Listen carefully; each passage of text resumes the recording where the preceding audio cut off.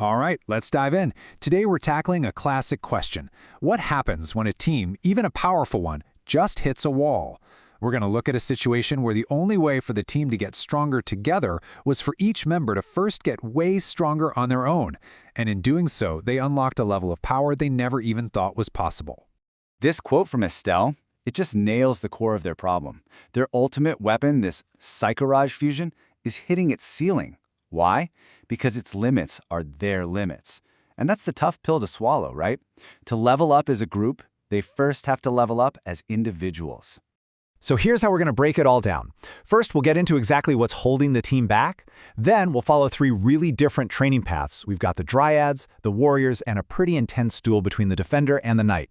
And then we'll see how all of that separate work leads to one single, mind-blowing breakthrough.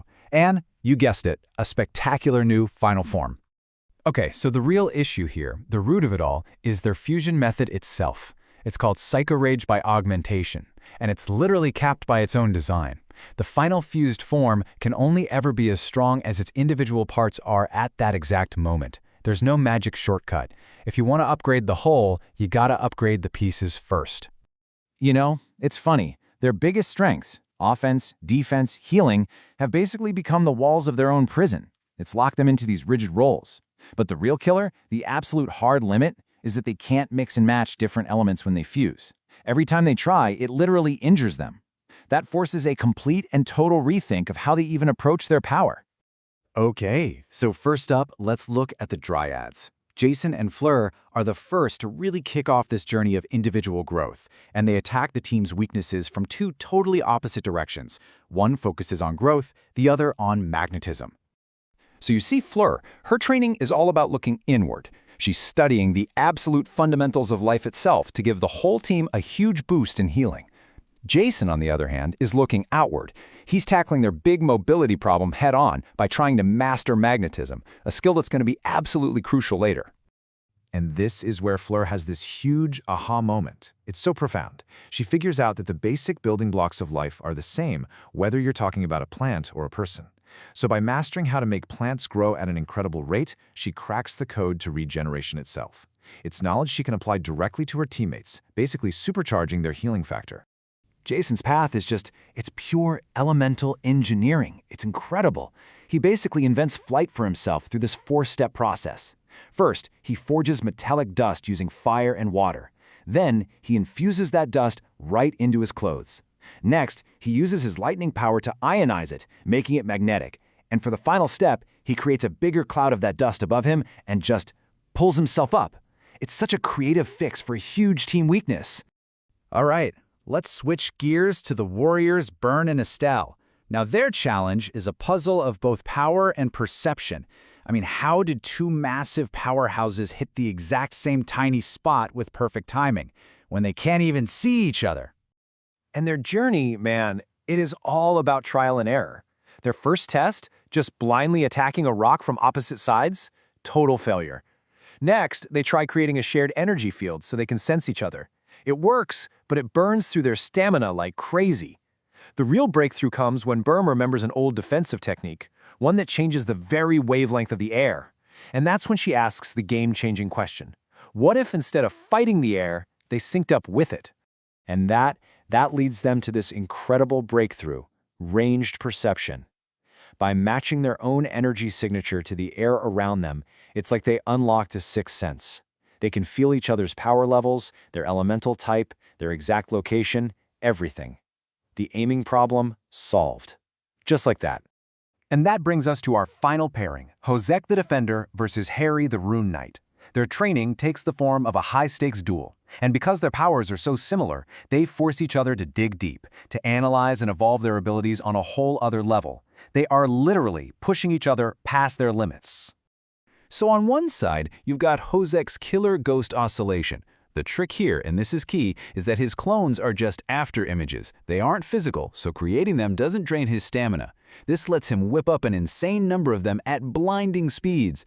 And facing him is Harry, who has what seems to be the perfect counter, Rune Knight version Omni. He can tap into all 7 natural elements at the exact same time, letting him create this constantly shifting, multi-layered defense that can adapt to anything.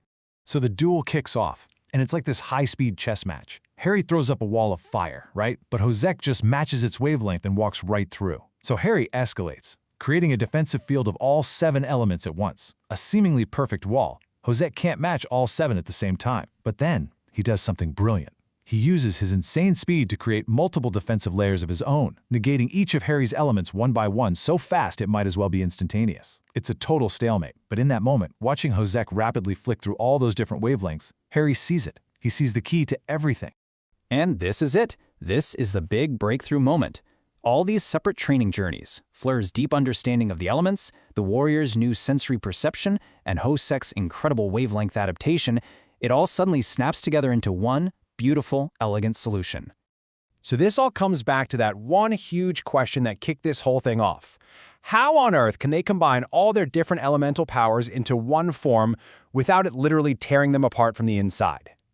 Harry's quote gives us the answer. It's not about forcing things together. It's about finding a shared frequency. Think of it like this, like music. 2 totally different instruments, say a cello and a flute, can play different notes, sure, but they can also play the same note. They can find a harmony. That's what they need to do.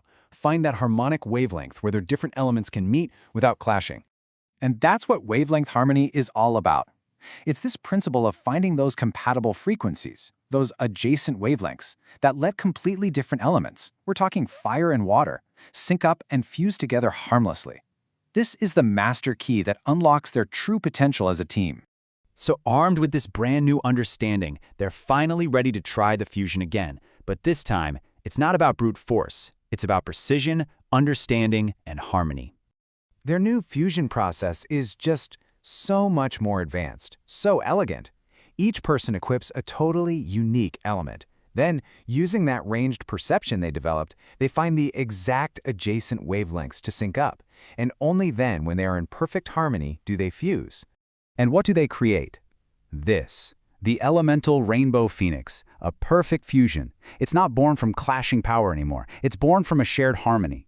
Every single one of their individual strengths is now woven together into one powerful, synergistic being. And you can see how this new form just perfectly weaves together all that individual growth. The Warriors training gives them a versatile offense with elemental talents. Hoset's defense and Jason's magnetism combine into this awesome electromagnetic shield. And Fleur's breakthrough? It's more than doubled their healing power. Every single piece of their solo journey has a purpose here. This is what true synergy looks like. Which of course leaves us with one last really fascinating question to think about. They shattered their old limitations, not by just getting stronger, but by getting smarter, by discovering this deeper level of connection. So now that their power is truly fused, what's the real limit for a team that has finally achieved perfect harmony?